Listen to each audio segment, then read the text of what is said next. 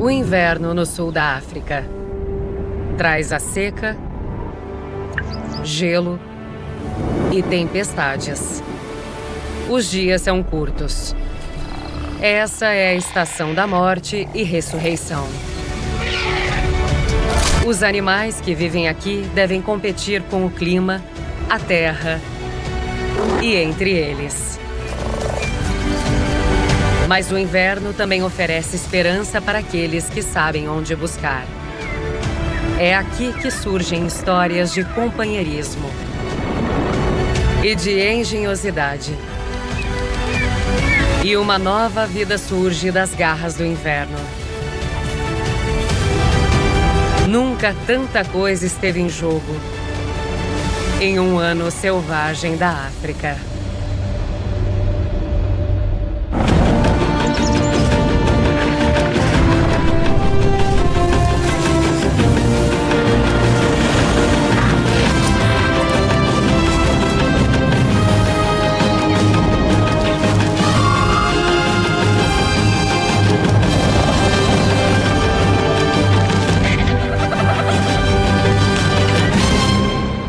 Um ano selvagem da África.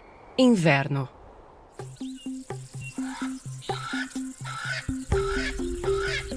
É 21 de junho, o dia mais curto do ano no hemisfério sul.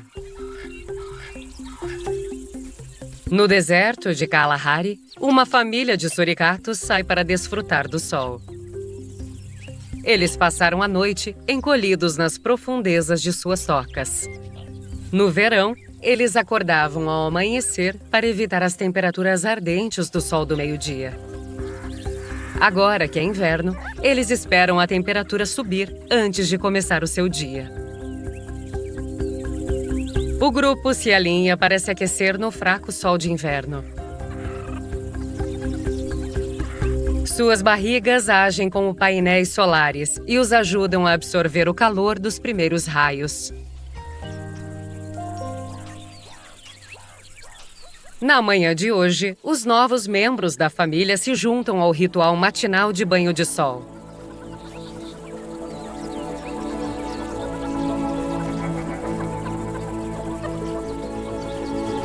Esses filhotes de 3 semanas são os últimos a sair da segurança da sua toca subterrânea. Prontos e preparados para aprender com os mais velhos.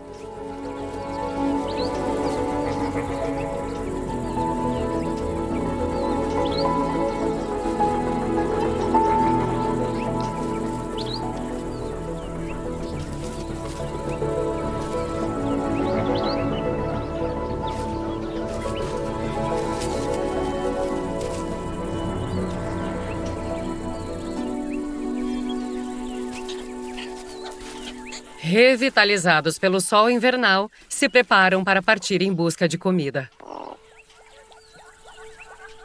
Os meses frios vindouros serão um desafio para os suricatos à medida em que a comida se torna mais escassa. Terão que se afastar mais de seu covil para caçar, e sem as gramas altas para se esconderem, ficarão mais vulneráveis aos predadores. A família deve cooperar para sobreviver nos próximos meses.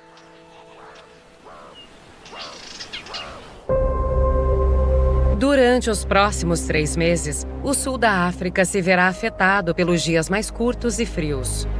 A luz do sol precisa viajar mais para chegar à terra, perdendo sua força no caminho. O inverno é duro e implacável. E o gelo toma conta das montanhas. E a seca se estende pela savana.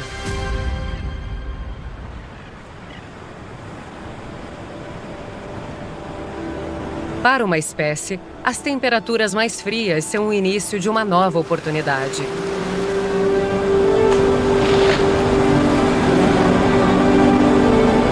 Os pinguins africanos são a única espécie de pinguins que se encontram nesse continente. Eles vivem na costa sudoeste da África do Sul e da Namíbia. O inverno marca o início da sua temporada de reprodução. A Baía de Algoa abriga a maior colônia da África do Sul. Entre seus habitantes barulhentos, 2 pinguins se dedicam a vigiar o seu ninho. Chegaram algumas semanas atrás e a fêmea já botou 2 ovos. Os pinguins africanos se unem por toda a vida. E esse casal se une na ilha todos os anos para criar seus filhotes. Enquanto a fêmea mantém seus ovos aquecidos, o macho realiza um trabalho de reparo urgente no ninho.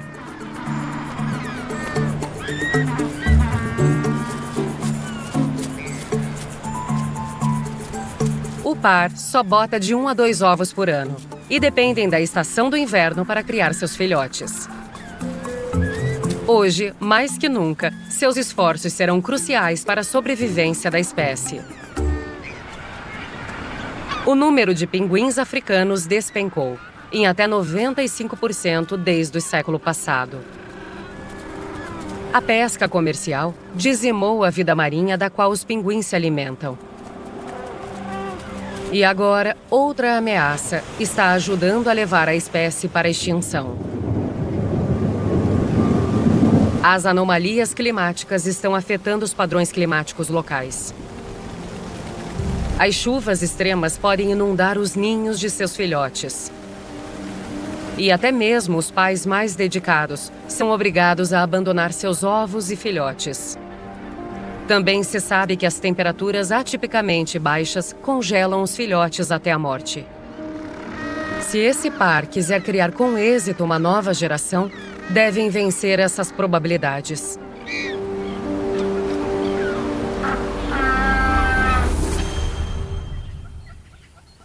Terra adentro, junho é o começo da estação de seca no Parque Nacional Kruger, na África do Sul.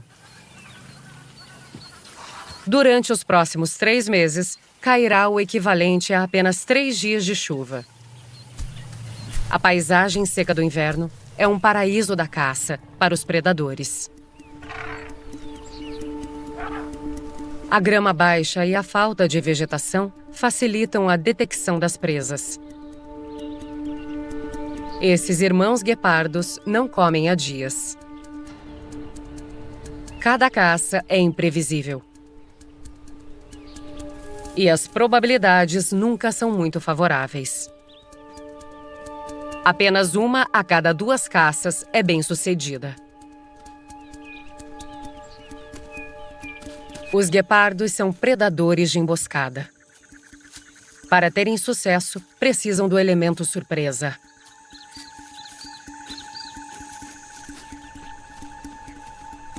Se enfiam entre as moitas, onde podem se misturar com a vegetação seca.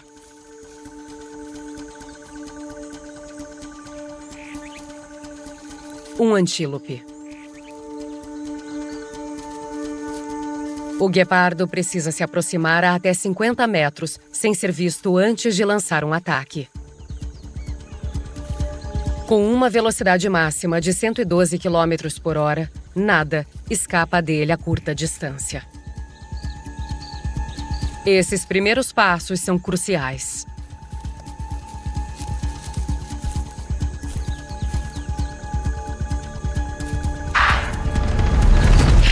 Então ele ataca.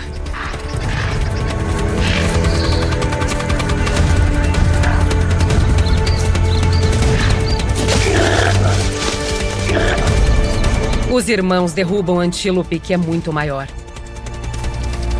Com as mandíbulas em volta de sua traqueia, o antílope não consegue se mover. A caça chegou ao fim. Usar a velocidade como arma tem muitas vantagens, mas demanda muita energia. Essa é a sua chance de recarregar. Enquanto a chegada do inverno traz a seca para a savana, a 600 quilômetros de distância nas montanhas Drakensberg, as temperaturas baixas transformam a água em gelo.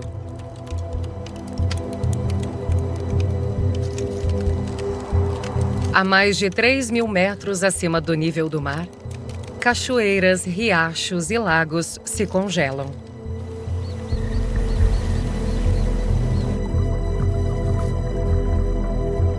Os peixes e as rãs ficam presos à medida em que o gelo cobre a terra.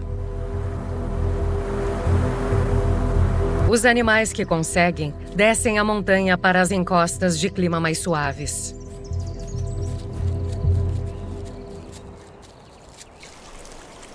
Os que ficam estão especialmente adaptados para sobreviver às temperaturas congelantes.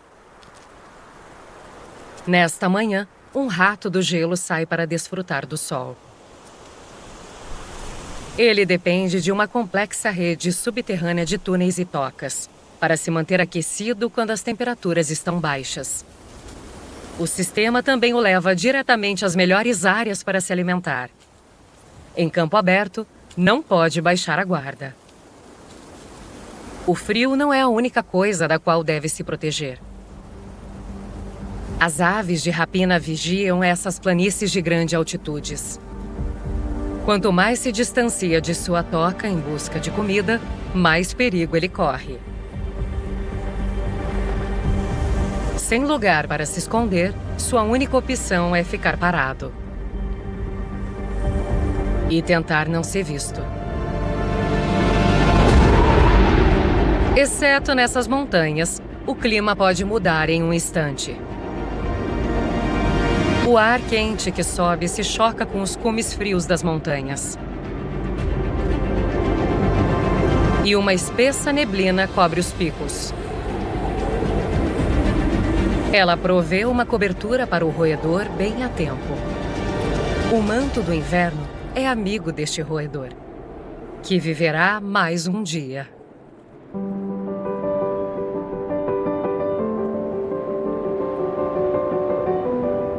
Ao fim de junho, os ventos dominantes começam a soprar ao longo da costa oeste.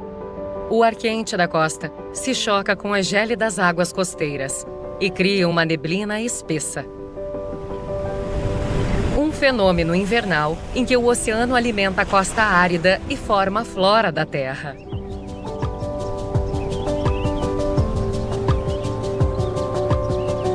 As plantas que crescem aqui são especialistas.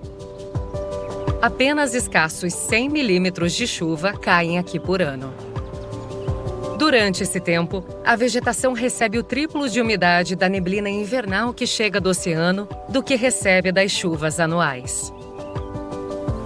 Graças a isso, as plantas adaptaram sua estrutura para maximizar a abundância da água. As raízes de muitas espécies possuem divisões pequenas e finas, logo abaixo da superfície da terra, que agem como uma rede para colher as gotas. Mas o residente costeiro mais exitoso não é uma planta e nem animal. O líquen é uma comunidade de algas microscópicas e fungos que vivem em parceria. Ele se nutre da névoa ao longo da costa oeste, se estendendo por toda a paisagem. E, por sua vez, esses campos de líquens fornecem abrigo a uma comunidade de personagens menores. Uma cidade natural expansiva, que não poderia existir sem o inverno. Mas ao norte, nos vastos desertos da Namíbia, essas mesmas névoas invernais dão um breve respiro de ar seco e quente. O deserto do Namibe é desprovido de água superficial. E isso significa que, quando a umidade chega, seus habitantes devem ser rápidos para tirar proveito. Esse besouro da Namíbia é um coletor de névoa. Pequenas elevações no seu exoesqueleto permitem que ele colete gotas de umidade. Ele se põe em frente ao vento e se inclina para frente com a cabeça baixa. As gotas viajam pelo seu corpo até chegar na sua boca. Uma bebida bem-vinda. Apenas os mais inovadores conseguem sobreviver a esta vasta terra vazia. Esse besouro é uma das 50 espécies do deserto que dependem da névoa para conseguir água potável. Sem o inverno, não existiria aqui. A 6.000 quilômetros de distância, nas montanhas Simien da Etiópia, as nuvens cobrem os picos nas alturas. É julho, o ápice da temporada de chuvas. A grande umidade alimentará a vegetação durante os meses mais frios do inverno, ajudando a formar florestas de nuvens. Esse é o lugar ideal para um tipo de cabra muito peculiar. A cabra montanhesa Walia. Esses escaladores em perigo de extinção prosperam nas montanhas Simien. Podem viver a 4.500 metros acima do nível do mar. Sobreviver às erráticas flutuações de sua casa nas alturas não é uma tarefa fácil. Em um dia comum, as temperaturas oscilam entre congelante e até mais de 25 graus Celsius. Durante a estação seca, essas chapas são estéreis, mas o inverno traz uma abundância de comida para essa cabra. A sua maior força é sua capacidade de alcançar alimentos onde outros não conseguem. Seus cascos têm bordas afiadas que permitem com que se firmem nas ladeiras íngremes da montanha. Mas isso se torna mais difícil na temporada de chuvas. Aqueles que não conseguem se manobrar através do terreno escorregadio caem vítimas de seus precipícios. Suas vidas não são desperdiçadas. Um cadáver provê alimento a uma nova cadeia alimentar.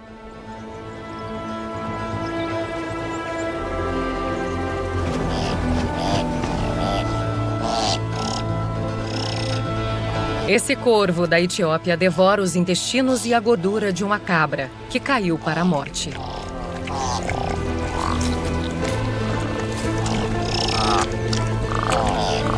Mas não tem muito tempo para desfrutar a comida grátis. Elevando-se sobre as alturas estão os abutres grifos de Rupel. E eles viram a movimentação em terra. Com uma vergadura de 2,5 metros e uma altura de quase 1 metro, dominam a carcaça. Os corvos são obrigados a ficar de lado. Assim que os abutres tiverem se saciado, poderão voltar a comer. Espinhos voltados para trás nas línguas dos abutres os ajudam a arrancar grandes pedaços de carne da carcaça. À medida em que o frenesi pela comida aumenta, outro carniceiro sobrevoa o grupo em terra. Um quebra-ossos. Esse pássaro misterioso não tem interesse na carne. Ele prefere aquilo que os outros não comerão. Os ossos constituem 90% de sua dieta. Mas ele precisa esperar. Nada será desperdiçado. A carcaça recebe um elenco de personagens cada vez maior. No ar, uma águia rapace impaciente vê uma boa oportunidade e voa para roubar os restos.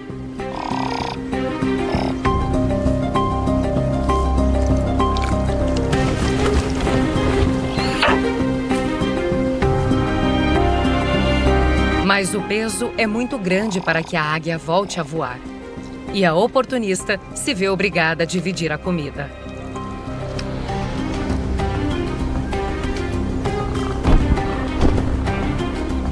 A chegada de outro abutre faz com que a águia tente novamente.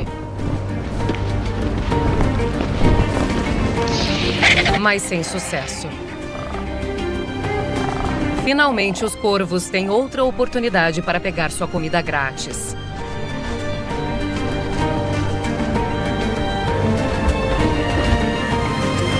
Assim que a multidão se sacia, o quebra-ossos desce.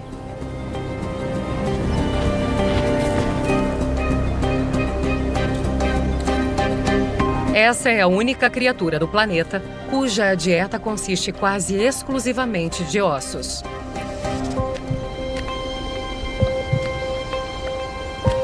Graças a seu estômago incrivelmente ácido, o pássaro engole o osso de 30 centímetros inteiro.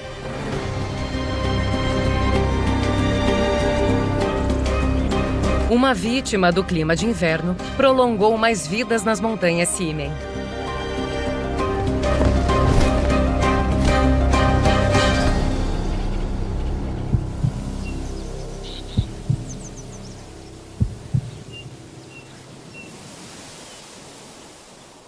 É o meio de julho e a vida no deserto de Kalahari está se adaptando aos dias mais curtos e frios da estação. A família de suricatos está caçando. No verão, eles se empanturram com o excesso de lagartos e escorpiões. Com a chegada do inverno, eles ficam mais difíceis de se achar. Em troca, a família foca sua atenção para insetos e larvas menores. Usando suas longas garras para cavar na areia, podem encontrar iguarias escondidas debaixo da terra. Os filhotes têm 6 semanas de idade e estão ansiosos para se juntar, mesmo que não consigam cavar muito fundo. Mas o que lhes falta em técnica, eles compensam com entusiasmo.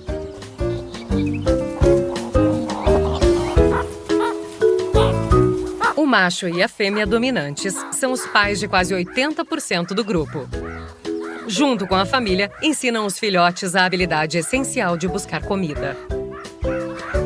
Onde encontrar centopeias? Quais minhocas são as mais gostosas? E qual é a melhor forma de se mastigar um besouro?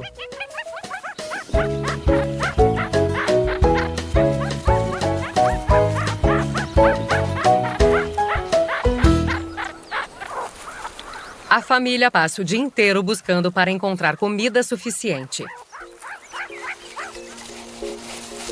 Em um dos buracos ocorre um conflito. Um suricato encontrou um escorpião. Um capricho raro nesta época do ano. É uma captura potencialmente mortal para os filhotes. Ele trabalha para desarmá-lo. Os suricatos adultos são imunes às picadas dos escorpiões. Mas isso não significa que as garras não possam lhes causar dano. É uma iguaria reservada para adultos. Os filhotes terão que esperar até ficarem mais velhos e aprenderem a lidar com os escorpiões. Agora, desfrutam de alimentos menos perigosos e menos gostosos que conseguem encontrar.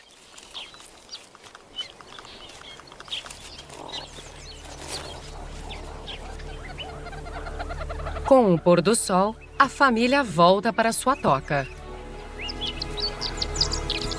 Mas, de repente, o macho dominante detecta um cheiro que o deixa em alerta. Uma cobra grande trocou de pele e ainda pode estar na área.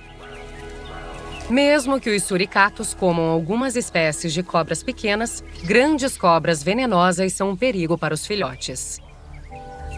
Eles investigam para ver se a cobra ainda é uma ameaça. Se encontrarem uma nágea nívea, a família irá se juntar para enfrentar a cobra até que ela se retire. Os adultos se juntam para inspecionar, enquanto os filhotes observam de longe. O trabalho em equipe é fundamental. Este teste será muito útil para quando chegar o momento de conhecer a dona da pele.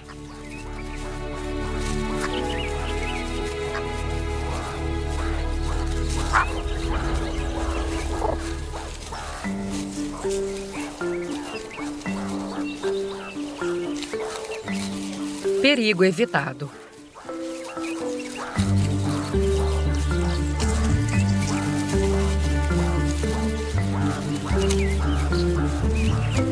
Satisfeitos, os adultos relaxam e permitem que os filhotes investiguem. Devem conhecer o cheiro de seus inimigos.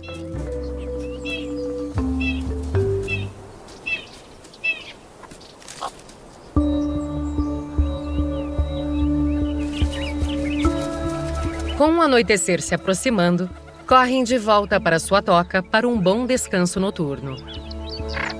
Assim que o sol se põe, a temperatura cai drasticamente. Para um pequeno filhote, a emoção do dia parece ter sido demais. O dia foi um sucesso e lições foram aprendidas.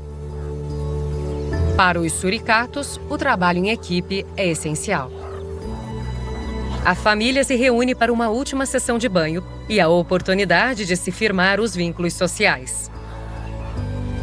Antes de irem para baixo da terra e recarregar suas energias durante a noite.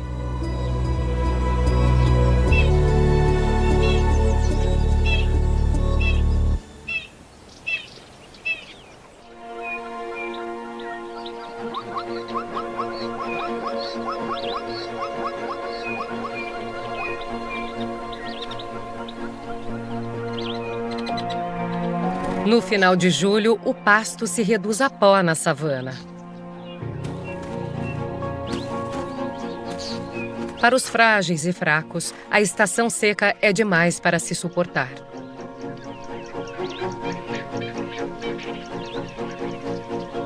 Uma girafa velha é a última vítima.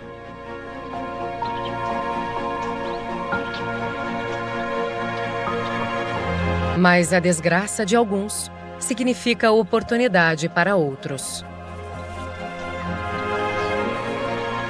Esses pica-bois de bico vermelho não estão aqui pelo cadáver em si, mas sim pelo que o cadáver possui: carrapatos. Os carrapatos se alimentam do sangue dos mamíferos, e esta girafa foi anfitriã de centenas deles. Inclusive nas pálpebras da girafa. Cada pica-boi consegue comer até 100 carrapatos em uma única sentada.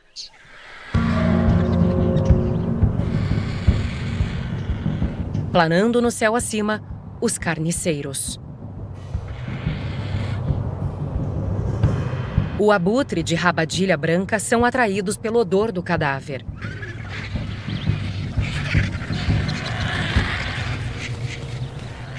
Eles são a equipe de limpeza. Perfuram a pele e se tratam de se aproveitar dos órgãos. O ácido do seu estômago é muito corrosivo, o que os permite digerir de forma segura a carne pútrida, por mais velha que seja. Inclusive, todas as bactérias perigosas que crescem em meio à decomposição.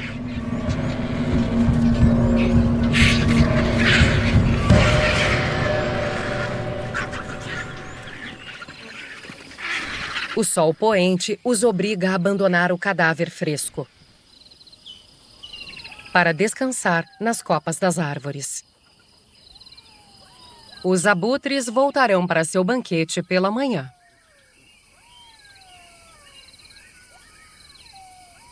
Conforme termina o turno do dia da savana, a noite entra em cena.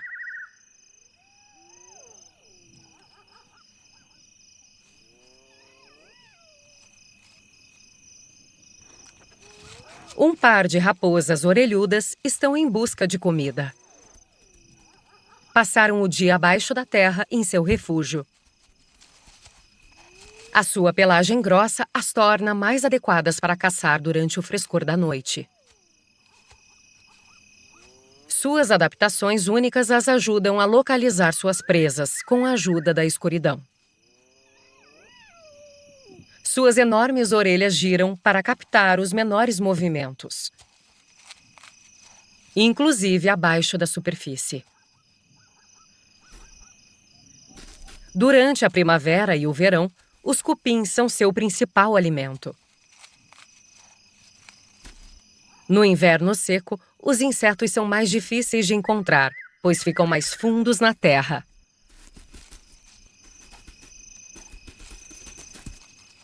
As raposas precisarão se contentar com minhocas e ratos.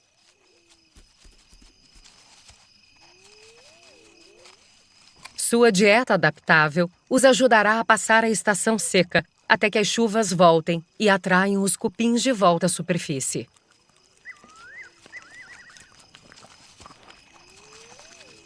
Mas devem ser cuidadosos, pois não são os únicos predadores que buscam comida esta noite.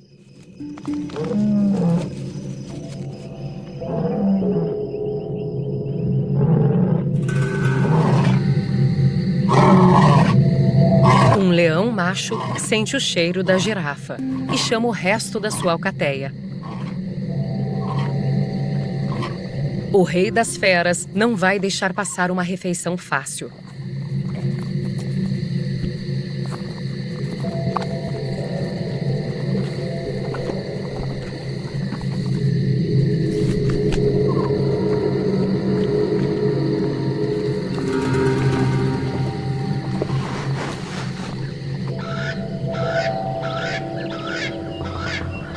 O amanhecer revela uma paisagem desagradável para os abutres. A alcateia de leões ainda está banqueteando. A alcateia só se alimenta a cada 3 ou 4 dias. Quando têm a oportunidade, podem comer até 50 quilos de carne cada um em uma única sentada. À medida em que o inverno se desfaz dos animais mais fracos, os leões podem caçar menos e aproveitar mais. O macho se junta aos filhotes na carcaça.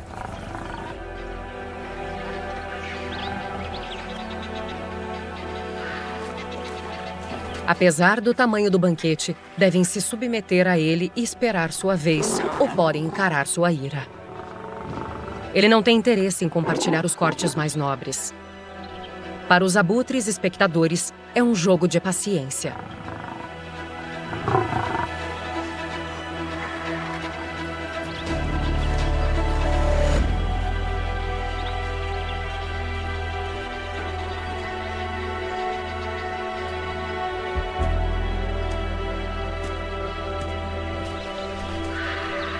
Enquanto os leões descansam para digerir sua comida, é o momento de tentar a sorte.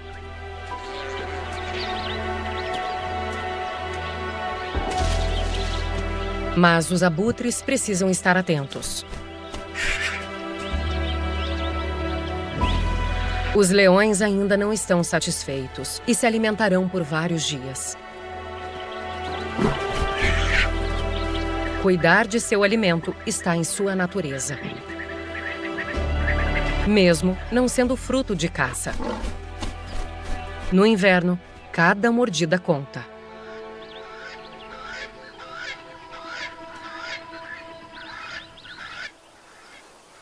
À medida em que a seca se intensifica nas savanas do sul da África, ao longo da costa oeste, a neblina que dá vida começa a se retirar.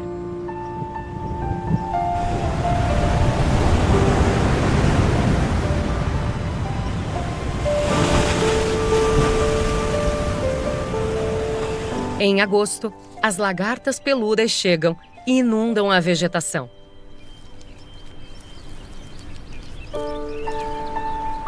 Aparecem todos os anos para aproveitarem o banquete de folhas de sua planta anfitriã. Quando os machos se transformam em mariposas, são belas espécies com grandes asas. Mas essa fêmea enfrenta um futuro muito diferente. Ao invés, ela dá seu corpo para alimentar suas crias. Ela nunca terá asas, e suas patas serão sempre pequenas demais. Sua cabeça e antenas nunca aparecerão. E ela nunca sairá de seu casulo. Tudo faz parte de um jogo de paciência. Os machos a procurarão para se acasalar e depois ela poderá botar cerca de 100 ovos. Essa última ação a matará. Seus ovos permanecerão escondidos no interior de seu corpo, encolhido durante o longo verão e o inverno úmido. Antes de eclodirem para consumir essas folhas e se reproduzirem novamente sobre um manto de névoa.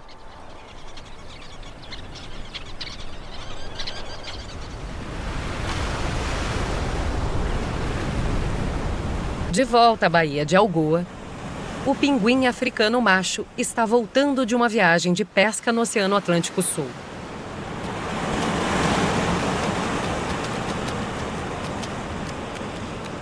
Ele viajou a 20 quilômetros da costa para encontrar cardumes de anchovas. Ele vai diretamente para sua parceira e é recebido com uma recepção bem tradicional. Zurros. O casal possui o seu próprio zurro distinto, que permite com que se localizem quando a colônia está cheia.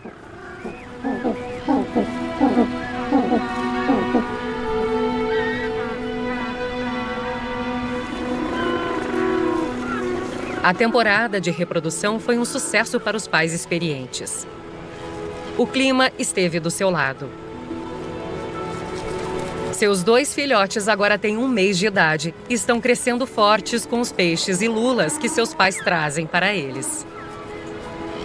Depois de uma recepção rápida, a fêmea troca de lugar com seu parceiro e sai em busca do seu alimento. É a vez do pai de cuidar de seus filhotes. Os jovens batem em seu bico para encorajá-lo a dividir os espólios de sua viagem de pesca.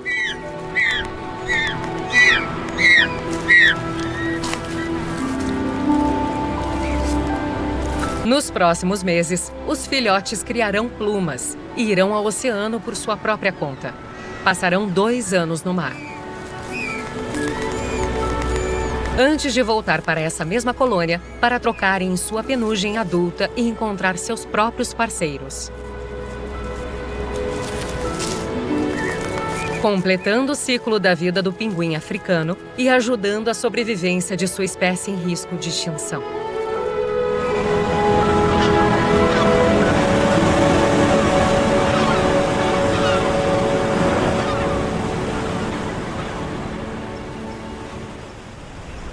Com o fim da estação à vista, o final de agosto traz uma mudança nas condições do ponto mais alto ao sul do continente.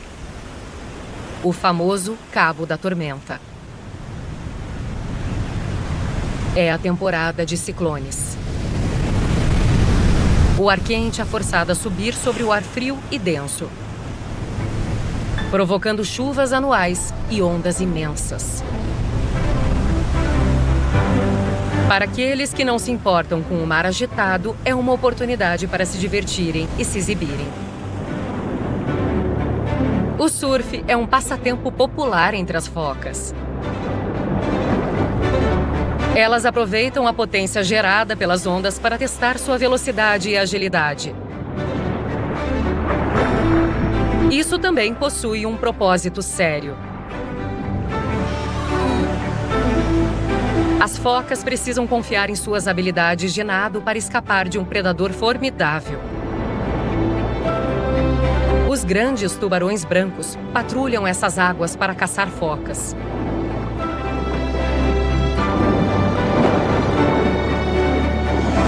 A única forma de sobreviver a um tubarão é superando-o em habilidade.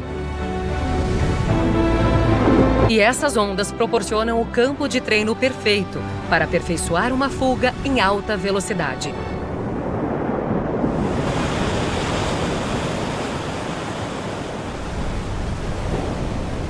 As cheias invernais também inundam a costa com água rica em nutrientes. Piscinas naturais se enchem de vida. Lapas, mexilhões, caranguejos, cracas e ouriços desenvolveram exteriores duros para sobreviver ao poder das fortes ondas. Mas outro habitante adotou uma abordagem diferente.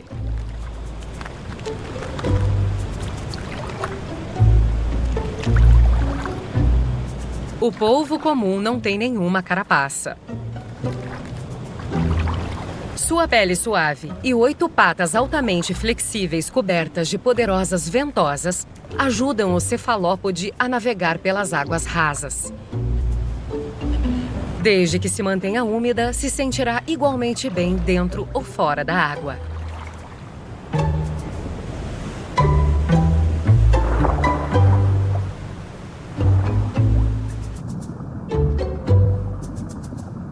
É uma caçadora mestra em busca de comida e não deve ser vista. Sua pele a ajuda a se misturar com qualquer fundo.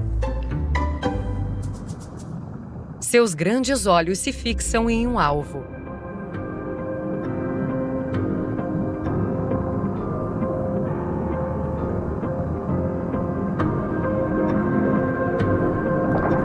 Um caranguejo, absorto em sua própria refeição.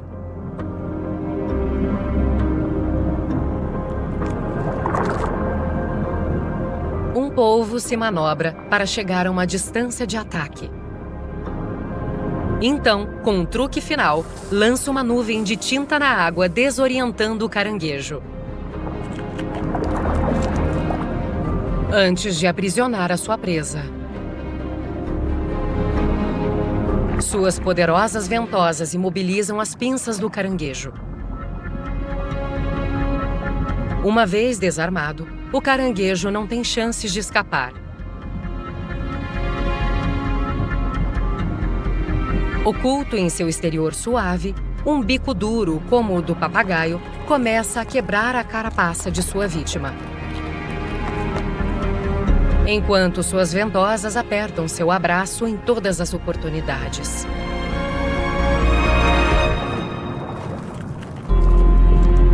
O caranguejo provê uma boa refeição para o polvo fêmea.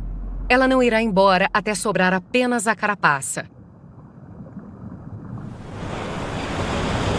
Os ciclones marinhos que trazem as ondas e os nutrientes coincidem com o final da temporada de chuvas na Península do Cabo. As chuvas que cobriram esses bosques e montanhas durante os últimos 4 meses se retiram.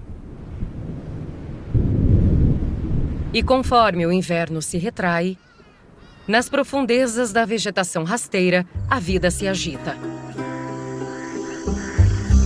As condições de mudança despertam um impulso nesses sapos leopardos ocidentais.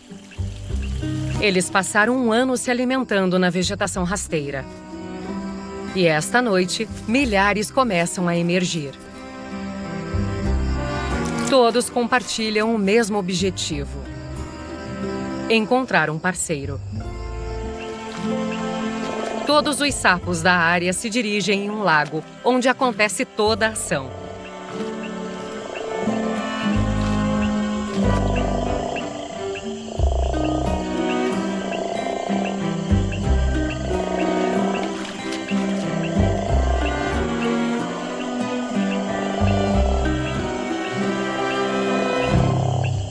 Um macho coacha o mais forte que pode para atrair uma fêmea. Como os humanos, os sapos têm cordas vocais. Mas eles também possuem um saco vocal, que funciona como um amplificador inflável. Ele fecha suas narinas e força o ar para dentro e para fora.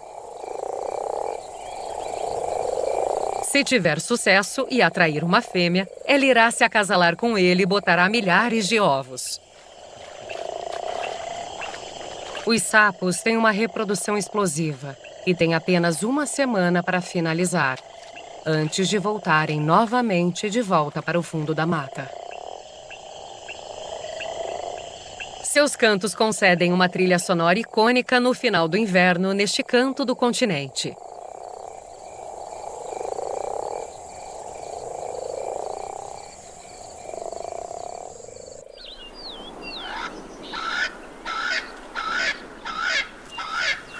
À medida em que setembro e a primavera se aproximam, o hemisfério sul começa a se virar para o sol. Os dias aumentam e a temperatura começa a aumentar. E onde havia seca, as chuvas trazem alívio.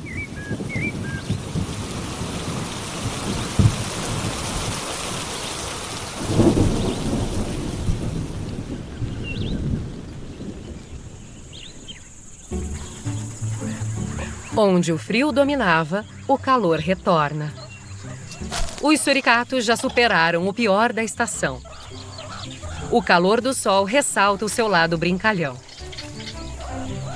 Dedicar menos em busca de alimento significa que tem mais tempo para brincar. E não são apenas os jovens que se unem. Todos estão no clima. É uma oportunidade para aliviar o estresse e também ajuda a fortalecer os laços familiares e reafirmar o domínio. Os filhotes cresceram. Aprenderam a buscar sua própria comida e agora estão mais preparados para as próximas estações. E conforme o clima esquenta, mudarão sua rotina matutina por descansos vespertinos. Quando chega setembro, os desfiladeiros gelados das montanhas Malote em Drakensberg começam a se derreter e a liberar sua água.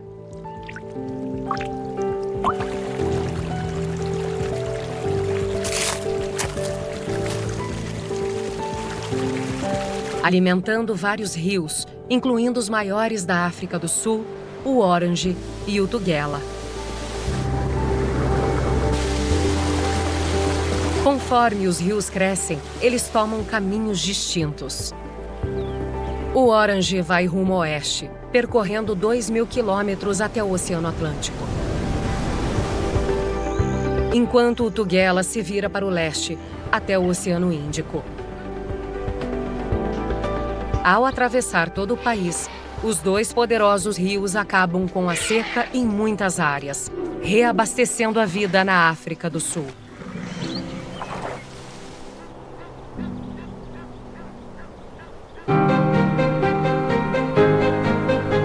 Os dias curtos do inverno foram provas difíceis para alguns e tempo de abundância para outros.